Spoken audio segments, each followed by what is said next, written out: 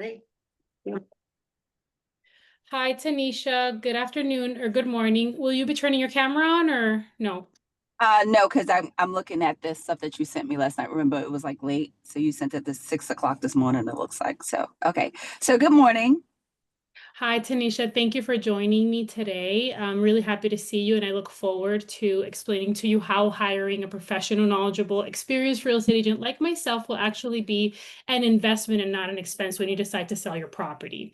So, as I mentioned over the phone, there are a couple of things that I do want to review with you. But before we start, did you get the market analysis that I sent over to you this morning early? So I did. I had a chance to look at it at a glance. So yeah, but yeah, I Okay. did get it.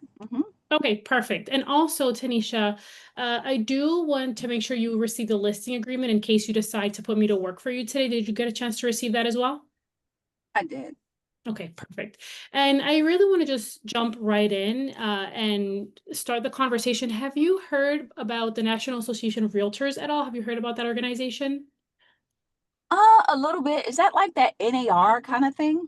Yes, it is. So the NAR stands for the National Association of Realtors, and basically they've been around for decades. And what they do is that they put together a lot of surveys. They conduct surveys and put together information that's relevant and really important for not only us real estate professionals, but also consumers like yourself. So one of those studies, and I'm actually going to share my screen really quickly. Let me see if I can do that quickly here. Okay, I can't do it, but it's totally fine. I can just explain to you what they've found. So in 2024, they conducted these surveys are done either yearly or bi-yearly, and they publish what's called the profile of buyers and sellers. Have you seen that ever? Taken a look at that, I've Tanisha? I've heard. I don't dive too deep into it because I just wanted to sell my house on my own. But I just I hit Okay. like you know here and there, but I didn't dive Okay. deep into it. Well, one of the main points that, has come out of this survey is that in 2024, 89% of all of the real estate transactions that took place, they actually were sold by real estate agents, 89% of them. I'm going to round to 90 for the ease of the presentation. So 90% of homes were actually sold by real estate agents. Were you aware of that at all? Yes. Okay, yeah. And as you know, I'm sure you know as well that private sellers like yourself, so for sale by owners, actually accounted for 6% of all of the real estate transactions that happened in the United States in 2024. I find that interesting. I don't know if you do as well. No, not really. Okay. Honestly, no, not too Well, interesting. It's just, but it's like good fun facts, but it's just I don't find it like interesting. Well, I think what I am going to share with you next, you definitely will, just because it does affect your pocket. And I'm sure that the goal with you selling your home on your own is you want to make sure that you sell it for the highest price that the market will give you, and you want to keep as much money in your pocket. Is that right? Of course. Yes, absolutely. So the reason why this is, relevant to you is because interestingly enough, this study also showed that out of the 6% of homes that were sold privately by for sale by owners like yourself, 4% of all of those sales were to either neighbors or family members or people that the for sale by owners actually knew. So in essence, what that means is that for sale by owners actually exposed their own market to only two, or I'm sorry, exposed their own property to only 2% of the open market. Did you know that? Mm, no. And the cherry on the top, Tanisha, which I know it's a lot of numbers, the cherry on the top is that I'm sure you've heard about the law of supply and demand. Have you? Explain that to me. What do you mean? Yes, so the law of supply and demand basically says that whenever you are selling, whether it's a service or a product, the more the demand that you can create for that service or product, the higher the price that the service or product can be sold for. Have you heard about that? I mean, I guess that makes sense. Yeah, yeah, no, absolutely. And so when you think about it, right, if you are only exposing your property to 2% on average of the open market, if 100% exposure equals 100% top market price, what does 2% exposure equal to then? I don't know. That's you just have you Yeah. giving me a lot of numbers and I'm getting confused. Like I Okay, wanted I'm sorry, Tanisha. Let me try to break this down a little bit more for you. So, in essence, what I'm trying to say is that one of the main reasons why for sale by owners like yourself, private sellers, they actually end up selling for 13% less than agent assisted sales. And there are many reasons for that. One of those reasons is lack of exposure. And that's why these numbers are relevant here because essentially it shows that not only are private sellers, selling for less, but they're selling for less. And one of the pieces of evidence for that is because they're not exposing their property to 100% of the buyers and 100% of the agents that are working with buyers that are looking to buy in your area in your price point. Was I able to clarify that better for you? that makes more sense when you talk about it like that, but all that other stuff is I'm just sorry. yeah. I'm actually, I'm a numbers person. So, thank you for the feedback because I understand sometimes numbers can get a little bit tricky. So, another one of the really important things, Tanisha, that I remember our conversation from yesterday, and over the phone, you were telling me that you were getting some activity within your home. Is that right? You have some agents and Yeah. buyers coming by. Is that Yeah. right? Yeah. Like my phone was bringing off the hook. Yeah, yeah, no, I'm sure. And Tanisha, one of the things that the profile of buyers and sellers also shows is that not all of the buyers that are calling on properties, visiting open houses, they're not all ready, willing, and able buyers. Actually, only 4% of 100% of the people that are out there calling agents, going to open houses, only 4% are actually ready, willing, and able. The rest of them, they have either frozen equity, so they want to buy a house, but they have a home currently up, for sale or that they want to sell in the future. Some of them don't have, the right credit, don't have an actual, qualified pre-approval that they can show when they go to present an offer. And so that's another one of the challenges, especially for buyers agents, is ensuring that any buyer that they bring through the property is actually really ready, willing, and able. Did you know that, Tanisha? No. Yeah, and so that's definitely another one of the ways where I'd be able to benefit you financially and also ensure that you get an acceptable offer in the least amount of time for the highest price that the market will give us. Would you agree with that? Yeah, I mean that's important to me. It really is. Like, we everybody wants to get the highest price. I think that's pretty obvious. Yeah. Like I said, I was just concerned. I've been getting like the foot traffic, but I'm like, I'm not getting any offers. I'm like, if this is there something happening behind the scenes that I may not Yeah, I be aware know. about. Absolutely, Tanisha. And another one of the things that, as a real estate agent, I would handle is ensuring that every time you get showings on your property, I call the agent or text the agent to understand what the feedback for that showing was. Have the buyers that are coming through and the agents are they giving you feedback? For example, the home is in a noisy area or the price might be too high. Have you gotten any type of feedback at all?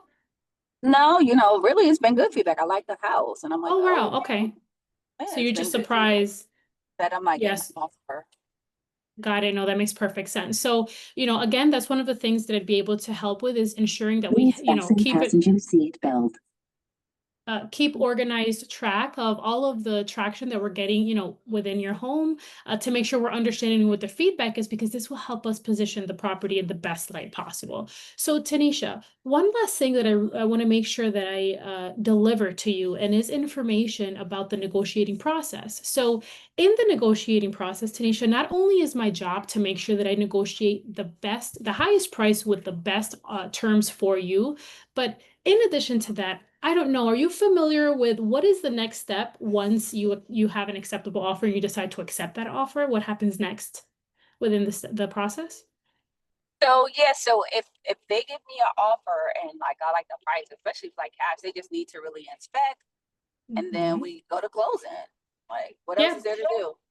Well, you missed one step there, and you're absolutely right that the next step is inspections. And what happens is that the buyer will hire an inspector, and they're going to come and look at every nook and cranny of your home. They're going to basically try to find problems where there might not even be none. Why? Because it's going to be used in order to negotiate, maybe even unnecessary repairs and expenses that you may not be prepared for, and also that may be totally unnecessary. And this is where third party negotiating and having a strong agent like myself advocate for you on your behalf is super important. In addition to this, after the inspection, you will have an appraisal. Are you familiar with the appraisal process, Tanisha? I am, yeah. Okay, yeah, now I'll go over this a little bit more detail once we go over the market analysis. But with all that being said, Tanisha, are you ready to agree on a price that we can, put your home on the market for in order to get started? Let's talk about it. But I'm listed at Okay. 550, right? So You what? are, yes. And I'm sure after reviewing the information that I sent over yesterday, you're probably thinking to yourself, you know, I'm not exactly sure how this agent can benefit me. So let me just share my screen. Give me 1 second. Now I have the ability to do that. Are you able to see my screen? Oh, one moment. Okay. I can. I see it up there. Okay, great. So Tanisha, one of the things that I've done in order to help you understand, so we can both understand what's the highest possible price that the market can give us, is I've pulled up 4 active listings. And in addition to that, 4 homes that have recently sold. So, Okay. So yep. 4 actives and you gave me 4 closed. Okay. But not only actives and closed, Tanisha, I, did some extensive research to make sure that the property compares to your property when it comes to square footage, number of beds, number of baths, whether or not there was a garage space. So I just want you to know that, there are a ton of homes that have recently sold and are active, but I, made sure to grab the ones that are most similar to yours. Okay. So that we have a better understanding of the best, highest price the market will give us for your property today. Does that make sense? Yes. Okay, Hold on awesome. one. Sure. Oh, hold on.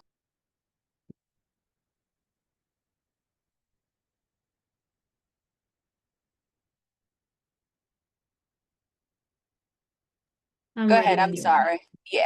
So No, I no seen that. So worries. I'm glad you pulled that information up because I didn't know it was like 4 active. I thought it was just like two. Something must have just changed.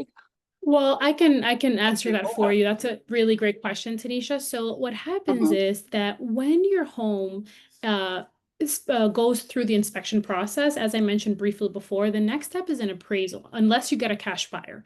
More than likely, you will have a buyer come in and put an offer on your home, and they're going to have to need a mortgage, right? They're going to have a mortgage. They're going to have a pre-approval saying that the bank is willing to lend X amount of money.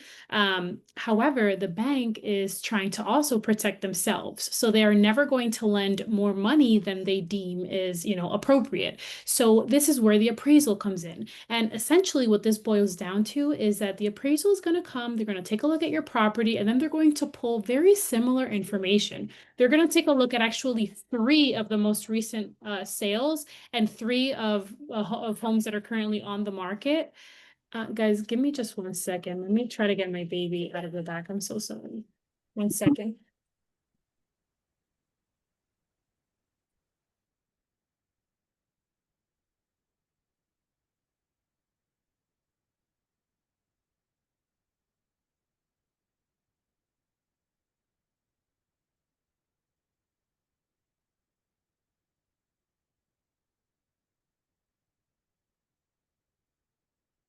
I apologize. Can you guys hear me?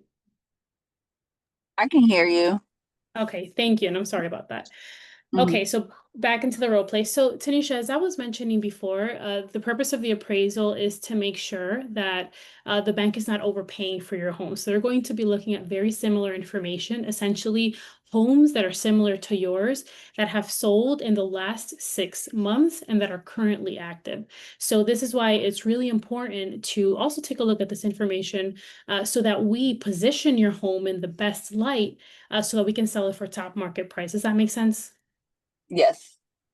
Okay, perfect. So this particular property here, 212 Huff Ave, it has 4 beds, 2 baths, Hold on one just, second. Mhm. yeah, Hold on, just, okay, because I'm tripping. Hold on one. sure, no problem.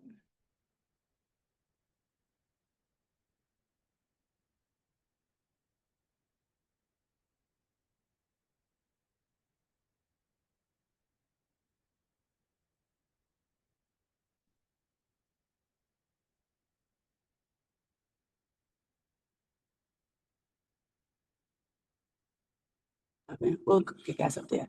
Hello? Yes, I'm sorry about that. I that's had to okay, get no worries. get something going here too. No worries, I totally get it. Okay, so uh this home, Tanisha, 212 Huff Ave, it's very similar to yours. It does have 4 beds, 2 baths. In terms of the property itself, I want you to take a look at the right-hand side here. This home has been on the market for over 6 months. And as a matter of fact, they've listed it for 475. They've already dropped the price down to 449. Do you see that? Yeah, I did see that price drop. Yeah, yeah. So, it's interesting because I have market information here as well. Here in Manville, New Jersey, we are seeing that average days on market is actually about 28 days. So, when a home is positioned a little bit above market value, this is something very common that happens is that buyers, because buyers basically comparison shop, they're going to take a look at, most of the homes that are within the budget in the area that they're interested in looking in, and they're going to basically compare 4 beds, 2 baths, X amount of square feet, and they're going to think to themselves, what is the best value for my dollar? Would you agree with that, Tanisha? Absolutely. I know I would. Yeah, exactly. So this is why, I want you to definitely take a look at this days on market. It's been on the market for over 6 months and it has not yet sold at this price, okay? Mm-hmm. The next property that I pulled up is this 345 North 8th Ave. Very interesting. It's on market for 479 and it's been about 2 months and still it has not accepted an offer and it has obviously has not yet sold. This home does have a 2-car garage and a basement, which I do know you've renovated your property, but those are some items that I know your property doesn't have at this time. Would you agree with that? Are you seeing the distinction Yeah, there? I put a lot of money out for our renovation.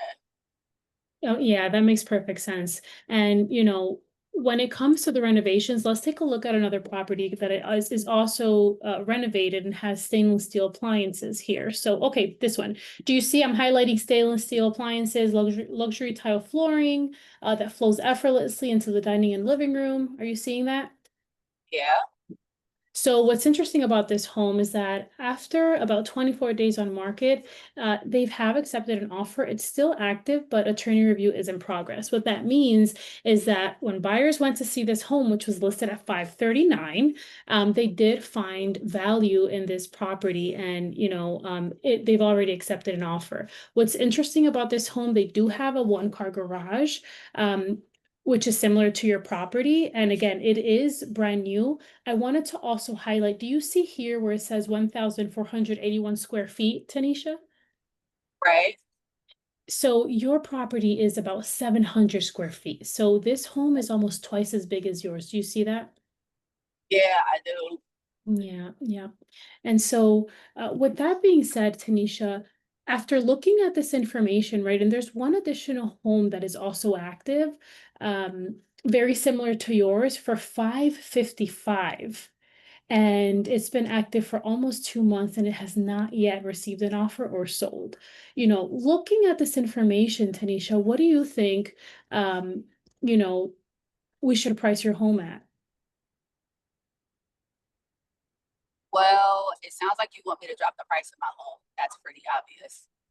Well, as a matter of fact, Tanisha, It's not what I would like you to do. It's definitely what the market is doing, which actually brings me to the next portion of the market analysis. Really briefly, I don't want to take up too much of your time, but when it comes to the recently sold homes here in Manville, New Jersey, what I do want to point out is that these are actually proof of value. What this means is that whatever the sticker price is on a property, it doesn't mean that that's going to be the actual sold price. There are different strategies that we can use to better position your property and to attract most exposure and most buyers to come through and hopefully drive the price up. And I actually have perfect examples of those here. So really quickly, I want to show you the recently closed sales. This home in particular, 919 Boso Ave. Have you been to this home or have you driven by it, Tanisha, at all? I think I passed it. I saw like a sign. Okay, so you did see the sign and you did see that it was for sale. So I want to show you, this is actually in par with the overall market in Manville, New Jersey, which is less than 20, basically less than a month for a home to go under contract and sell. So this property was actually listed at 429 and it sold for 443. Are you seeing that? Almost 40,000 above ask Yeah, price. yeah, I'm seeing Yeah, yep, and pretty quickly. Yep. And another example, Tanisha, that I want to show you is this property. I'm having an echo now. I don't know if it's me. I'm just gonna keep going. So can you hear me okay, Tanisha? I can hear you. It's weird though, 'cause I do hear the echo. Or you're hearing an echo also? Yeah, it just started. Oh, it Okay, I can stopped. hear you. Oh, it stopped. Okay, the echo stopped. Perfect. Okay, so I'll keep going. So Tanisha, this second property here, 947 Bozo Ave, it's also very close to your home and very similar in terms of number of beds and baths. Have you driven or been inside this property at all, Tanisha? Um, you know what? I've really been focused on selling my property. I've noticed some signs and things like that, but again, You haven't I'm just been, focused yeah. on, yeah, I want to sell my house. No, that makes perfect sense. Yeah. So what I want to show you, Tanisha, is that this property actually went on market for 435,000 and it sold for 40,000 over ask as well at 475 in a matter of 11 days. Do you see that? I do. Yeah, so this goes to show that positioning your property in the best light, if we position it a little below market value, this will attract a lot of very serious, willing, and able buyers to come through your property, compare it to what's around, and be willing to bid higher on the ask price of your home. Does that make sense, Tanisha? Yeah, if you're talking about in 11 days, absolutely. Yeah, yeah. And here's another really good example. This home went on the market for 485, and within 8 days, they accepted an offer and the property sold. This home is four beds and 1.5 baths. And it's pretty similar to yours, except it does not have a garage, which your home does.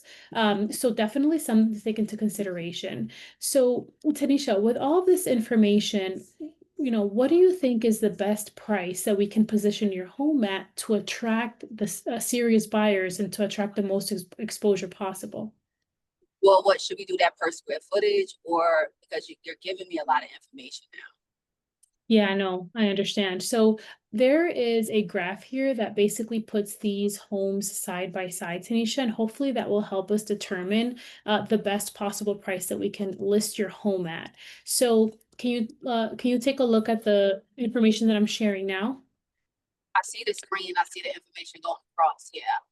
Yep, yep. So basically, on top, we're seeing the active listings, and below, we're seeing the sold listings. So when we should put definitely our appraiser hats on. When an appraiser comes to appraise a property, they are going to focus on the recent sales because that is actual market value, and that is what buyers are actually willing to pay for a property, right? And with that Right. being said, we're seeing that these sold properties here that are very similar to your home in square footage and beds and baths, the range is 429 list price to 525 list price, and they've actually sold even Excellent. up to 9% above ask price. So, with this information, I know you have a list price right now of 550. Is that right, Tanisha? Yes. And you mentioned that you've gotten, a lot of people come by and agents calling with buyers, but you have not received an offer. Is that right? Yes. Yeah, so, with all that being said, and also understanding that the longer that the home sits on the market, the lower the sell price. What do you think is the best, price that we should position your home in order to sell it for top market value?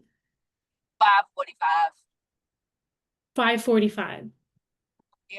Get it at 550. We can take 5,000 off, but That makes sense, Tanisha. So, Tanisha, even if we were to, let's say I decided to go ahead and list your property for 545, can I share with you, Tanisha, why that's actually, that may result in a problem later on? why? Show me.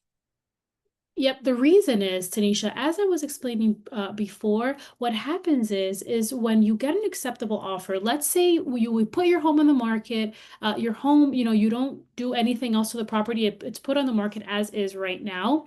If we receive an offer for 545, if that buyer is using a mortgage, so if they're borrowing money to be able to purchase their home, what happens is that the bank is going to send an appraiser out. And the appraiser is going to look at the same information. And let's say the appraiser actually gives a value of, let's say, for 500,000 for your property, right?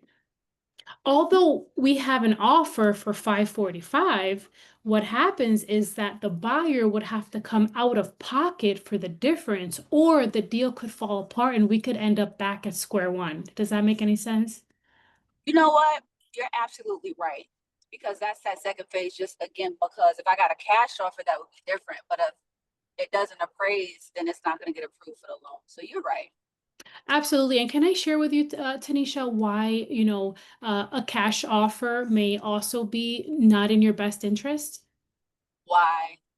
The only way that a cash offer would be in your best interest is if you're able to get someone to offer you cash, let's say 550,000. That's in a perfect world. Is that right? Oh, for sure. Yeah, well, if I could share with you, Tanisha, from my experience in this business, we definitely see people, buying homes cash, but they definitely use their cash as leverage. Also, when you have a cash offer, you are able to skip, sometimes buyers decide to skip the inspection and you don't need an appraisal. So the entire home buying process is shortened by 2 to 4 weeks. Does that make sense? Right. Because the buyer is using their cash as leverage, they definitely use that as a reason and a way to negotiate the price down. Does that make sense? That is true. Yeah, so you could definitely, exposing your property to all of the open market, it may attract some cash buyers, just it may not be, the highest possible price, just because again, cash buyers will use their cash as leverage and try to, get a lower price that way. So with that being said, Tanisha, with this information, what do you think is the best price that we can position your home at in order for you to sell it as quickly as possible and for the highest possible price? Well, we just really, I guess, based on what you're trying to explain to me, is that we need to focus on what was closed. That's going to give us the best option. And if somebody's willing to pay, well, at least if it's closed, the appraiser will see that value. And if they decide to pay over because they really want the house opposed to something else, then they could pay out of pocket. So I guess we could just look at what's closed and focus in that area. Yeah, absolutely. So, you know, one of the things that I would like to share with you, Tanisha, also is that if we're looking at the active properties, right, these are your competition right now. So whenever a buyer that is pre-approved for a certain amount and they're interested in buying, homes, let's say from 400 to 550,000, they're going to take a look at all of the homes, not just yours, but also similar properties that are going to be available for sale with 4 beds, 2 baths, 1 car garage. So Tanisha, let's say your home goes on the market tomorrow for, 545, like you told me before. If a buyer goes and takes a look at your property, and then they also go and take a look at 212 Huff Ave, which is the first one on the list here, right? And that home is listed at 449, which is also 2 beds and 2 baths. What do you think is going to, incentivize that buyer to put in an offer on your property versus, the competition? How do we If we create offer some value type in of their eyes? concession, if Sorry, go we ahead. if we offer some concessions, maybe, maybe offer to close, things like that. I mean, you're coming to my home and asking for me to sell it. I want to sell it. You're saying that, you want the position to sell it. So tell me how you would sell it. Well, absolutely. Well, I am an active and aggressive agent, Tanisha, and one of the things that I wanted to share with you also is that as an agent, an active and aggressive agent, I'm able to speak with people every single day about buying and selling real estate. A lot of these homes, especially some of the ones that I showed you that are currently active for over 6 months, as you can tell, putting a home on the multiple listing service just is not enough. I'm sure that you told me over the phone that you've hosted some open houses as well. Is that right? I did. Yeah. So, agents can do the same thing. You can do anything that an agent is doing. So, you can put the home on Zillow and in a bunch of different internet websites. You can also host open houses. And essentially, you're basically sitting and waiting for an acceptable offer to come in. Is that right? Right. Yeah, so as an active and aggressive agent, Tanisha, one of the things that I do is, like I said, I'm on the phone speaking with people every single day about buying and selling real estate. And this is going to create the highest possible exposure for your property. This is how I'm able to cross-sell. Are you familiar with that term and what that entails, Tanisha? Say that last sentence one more time. Are you familiar with what cross-selling is and how that may benefit you in the sale of your property? No, could you explain it?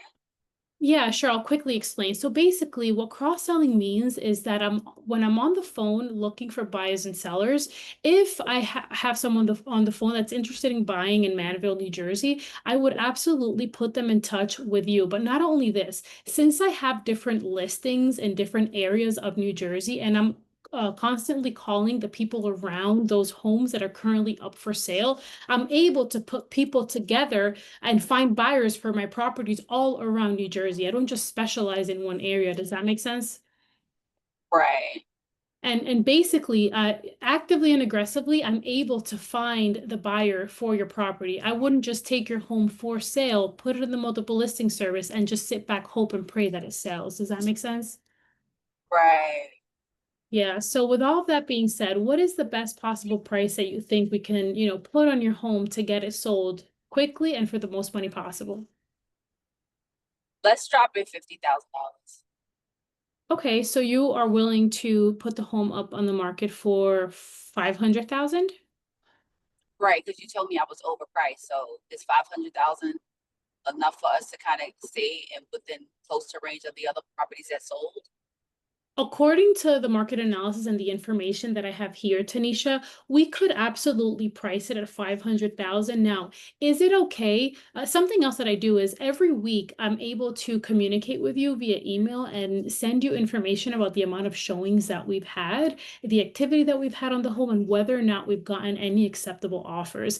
Would you agree, Tanisha, that if in the next 2 weeks we do not get an acceptable offer, we could drop the price down by about $15,000? Would that be okay with you? Maybe. I can't guarantee it. We'll No, have to see. yeah, no, I completely understand. So I'm okay with that plan. We can definitely, start at 500,000. That's a good start. And depending on the performance of the market and the activity, the traction that we get, whether or not you have an acceptable offer within the next 2 weeks, then we can have another conversation to position your property a little bit lower and attract more buyers. Is that okay with Okay. you? Yes, that's fine. I'll consider it in 2 weeks. Okay, sounds good. So, Tanisha, you can go ahead and sign the listing agreement, and thank you for the opportunity. Whew. I'm gonna think about it. I'm gonna think about it.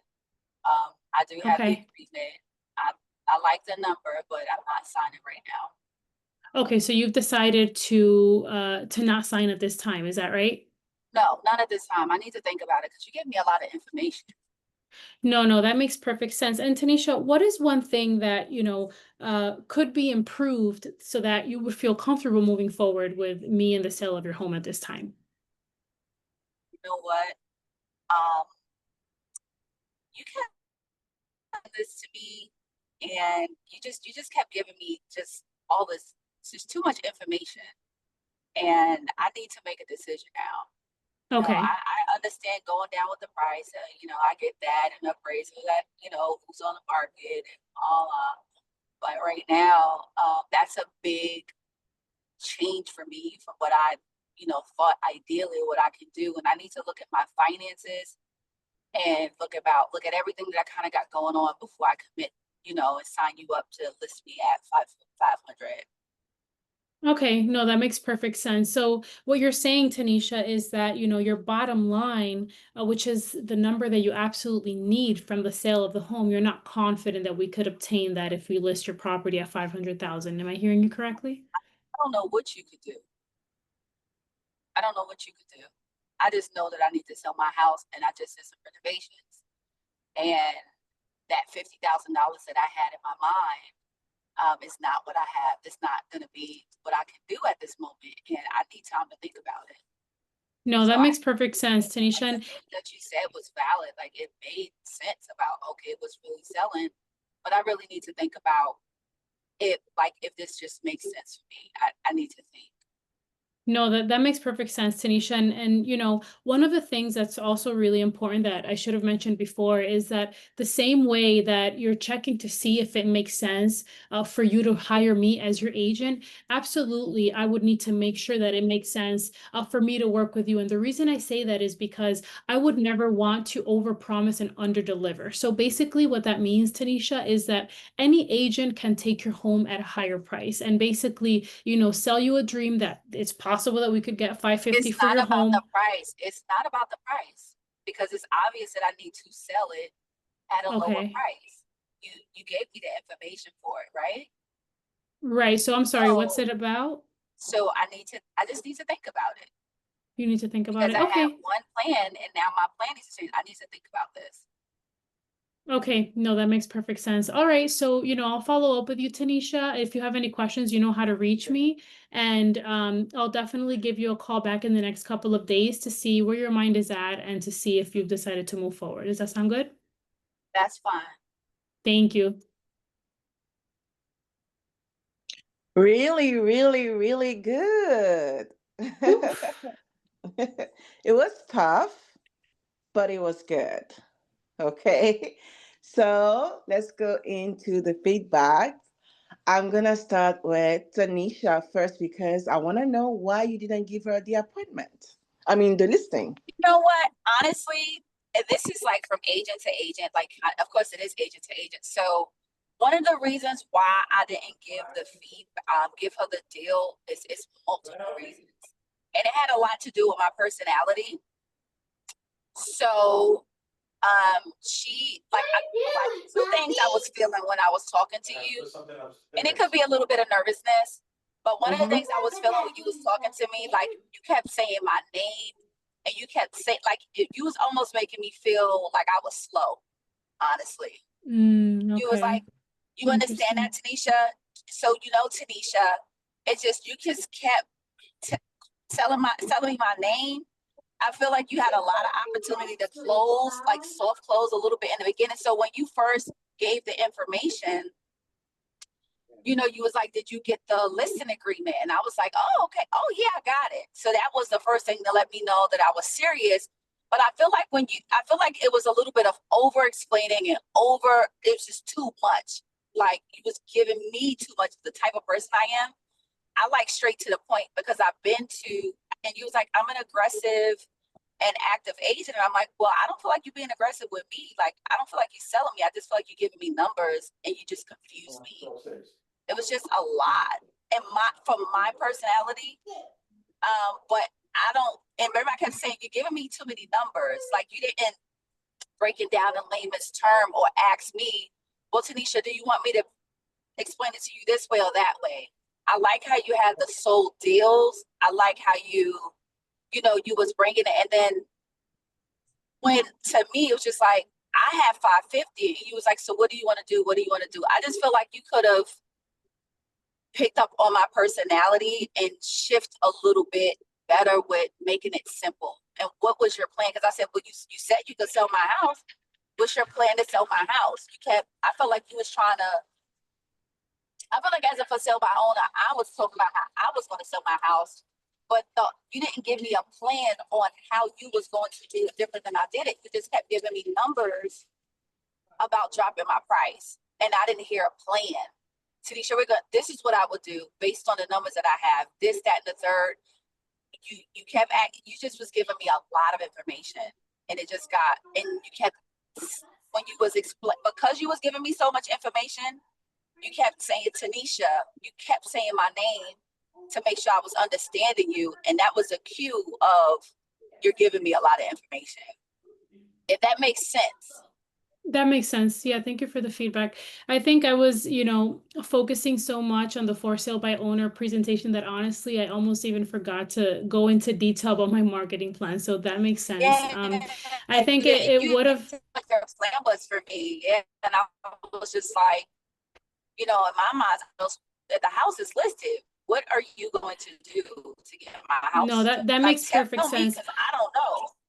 Yeah, no, that makes perfect sense. Another thing, it's kind of difficult to gauge if you're engaging with me or not because I can't see you, right? So, you know, it would have definitely been a little bit helpful to be able to see you so that I could at least, you know, nod, and you're nodding. I don't know if you're nodding or, you know, so from that perspective, it was a little bit tough on my end, but thank you for the feedback. I took some notes here and that does make a lot of sense. So okay, I think, so just to clarify, the way that we okay, so just to clarify, the way that we do the listening presentation, like the role play every Saturday, we like to focus on one objection because we want to practice objections. So I guess today she was working on the numbers. Okay.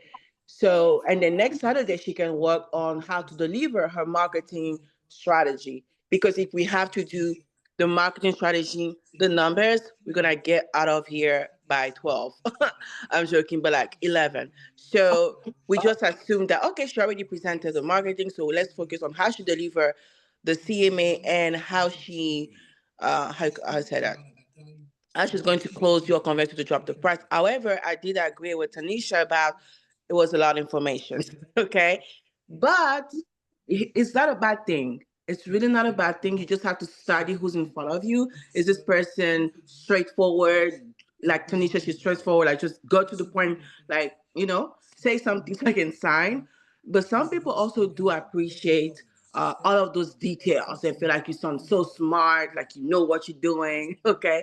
So I think it's just knowing who you're talking to. I know it was really challenging since the camera was off. Now, the other thing that I was, yeah, Sorry. no, it's okay. It's a conversation. So the other thing that I would say is a rate of speech, like slow down a little bit, like really be intentional when you speak, especially when you are saying something that you really want them to know and understand. Let those words sink in and really take your time so the information can be transferred. The last thing is learn and use a lot of closing clauses or sentences, how you call it, through the presentation. But what I like is your tone of voice. Like the tone of your voice was very powerful because sellers are looking for someone who's powerful. You definitely have a really good structure in how you deliver your CMA, how you explain the numbers. You really know the examples that you have to use. So everything else was good. I would love to see your marketing strategy next time. But yeah, that's it. Just that for me. And just, I'm sorry to add, Mhm. for my realtor there, because you was doing, and I'm just giving you a little bit of feedback. You was doing it in the intro. You was giving me percentages with the 5% sold over the NRA. When you use a realtor, it showed this many people. It was too much. That right there bombarded me. And then we had to do it with the house, and then we had to do it with the comps. And we just talked about numbers. We didn't talk about the deal. But I do like how you, when I did give you a little bit of pushback, you explained about like getting back if we get a cash offer, this happens. If it doesn't appraise, this happen. I like that, but it never obtained to what you was going to do that I was trying to do for myself. So let me just jump in because Tanisha, me and Shanira and Naomi are all part of Sales X. So our coach Jackie teaches us the for sale by owner presentation the way that Shanira was explaining it. So what happened is that Tanisha, you are a driver, like you want the information to go to the point, and you're like, all right, tell me what it is that you're gonna do. And this is feedback for you, Shanira, and just for all of us, to be honest, is that we have to be in tune with who we are speaking. Yep, I'm Because seeing this that. just happened to me. I did this for sale by owner presentation, and I know this presentation. Like, this is my presentation. And I was sharing it with someone who I thought was analytical, and he was more of a driver. So I was losing him with all of these stats. And I'm a driver, so I know how to talk to another driver. So I think what happened here, you did a really good job, by the way. Amazing job knowing your dialogue, you know your scripts. So that is such a big piece of this. And so I just want to give kudos to you because this presentation is not easy. A lot of agents shy away from for sale by owners, number one. And number two, they don't know the stats. So one thing that I would have given you is after saying to Tanisha, on average, for sale by owners are selling for, it's 9% in 2024, 9% less than an agent assisted sale. Mr. Keller, you see, you can pay my commission and I can do all of the work for you and still make you more money. Can you see how working with me will make you more money? Just closing already, like doing another Makes sense. assumptive close, or I don't know what it's called, but whatever Assumptive. that is. Yeah. And then the feedback I would give you too was I took a lot of notes for you. So yeah, of course. I'm getting a lot of feedback. I don't know where it's coming from, but so the rate of speech. So definitely with this presentation, making sure, especially because Tanisha is a driver, right? Making sure that you slow down, because when we talk really fast, we're coming off as being nervous, or, we're just trying to like jam in all the information. Let go of that and just be in the moment with her. Like you're having a conversation, feed off her energy. She was telling you, like, she was pushing you, showing you I'm in control. So like you got to be like, no, I'm in control, like to have that authority energy because you are the professional. And drivers will push you like that too. So I think rate of speech, slow down a bit more, making sure that it's just hitting. Good job with your repeating and approval. Good job sounding concerned when you talked about the stats of the for sale by owner selling for so much less. You did sound concerned, and that's really good. Do you see the benefit of how I can work? Do you see how I can benefit you financially, Tanisha? You said it with an upswing.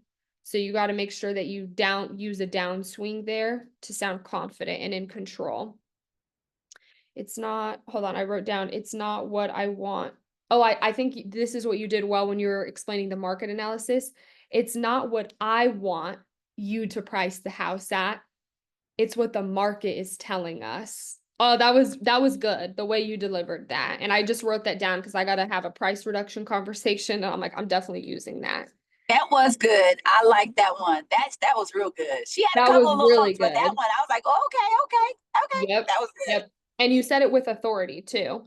So, okay, when you were asking her about the price, so good job not owning a price. What I would say, just to break it down, because all of the numbers can be a lot for somebody that's not analytical. So this is what I do for my people. I literally highlight the average list price and average sales price. And like if I'm on Zoom, I highlight it. And if I'm in person, then I get Okay, up so Yeah, with that, Gabriella, it's easier to when I go in person or I've been to appointments, like I literally have highlighted, Yeah. like I will print every GSMLS sheet and I will highlight and then make notes and show them. I've done that. But through Zoom, it's difficult. Like, can I highlight on actual Zoom? Is there a Yeah, just software that I should? Okay. No, just highlight with your mouse. Literally just highlight Oh, I didn't over know it. that. Okay, So perfect. when I was looking at the comps, it said the average listing price was 468 and the average selling price was 492. That means that they priced it under market value to create demand because the average days on market was 11. And you're saying in that county was 28. So that means that they were creating urgency. So for me, I was looking at that and I'm like, oh, I want her to highlight that so Tanisha can see 500. What even is 500? No, you need to be below 500. So 500 is what you can sell for, but you got to list it low to net that 500 that she was looking for. So I make it so obvious for the seller. So if they say Okay. like number that's like, 500 wasn't stupid, but if she said like 550 is stupid. Where is 550? I don't see 550 anywhere and any sold price, right? The highest sale was 492. At least the averages. So, and then good job saying cash buyers use their cash as leverage because that's a fact. And then make sure when you're saying I am an active and aggressive agent that you're emphasizing the words because it's that much more powerful when you put emphasis on it, especially with a seller like Tanisha who's just such a driver and she has authority naturally. Like you gotta make sure that you're on that same level as her equal. So really good job. I wanted Thank to you add for the one more feedback. thing that is really helpful. It's going to be helpful for you.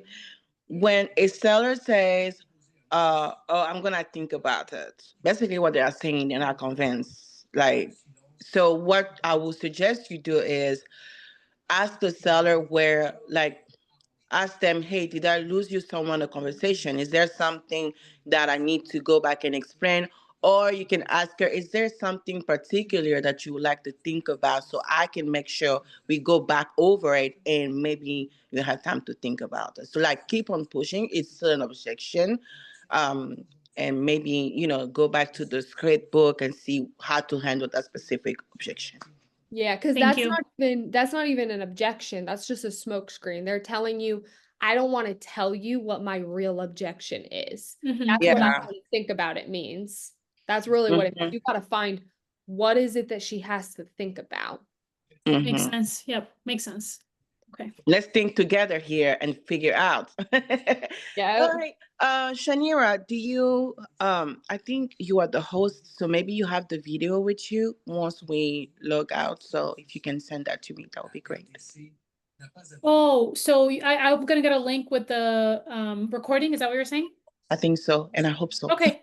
Okay, I hope so too. I will send it to you as soon as I have it. This is really good feedback. It's so nerve-wracking, but it's what it takes to just improve. I took a lot of notes, so thank you so much everyone for holding this, Saturday event, and I'm looking forward to improving. Thank you, Tanisha.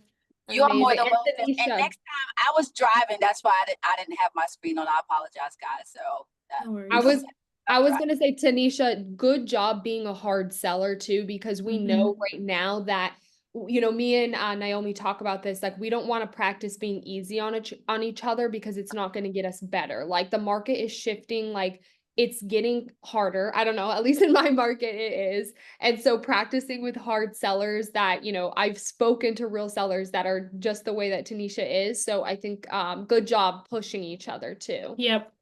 Who Yep, wants that was to be good. the agent next Saturday? Tanisha? Yeah, you can be the agent. I can be the seller if you want. do it. I need to do that because remember we spoke, I Yeah. haven't really been like presenting and I need to work on my presentation.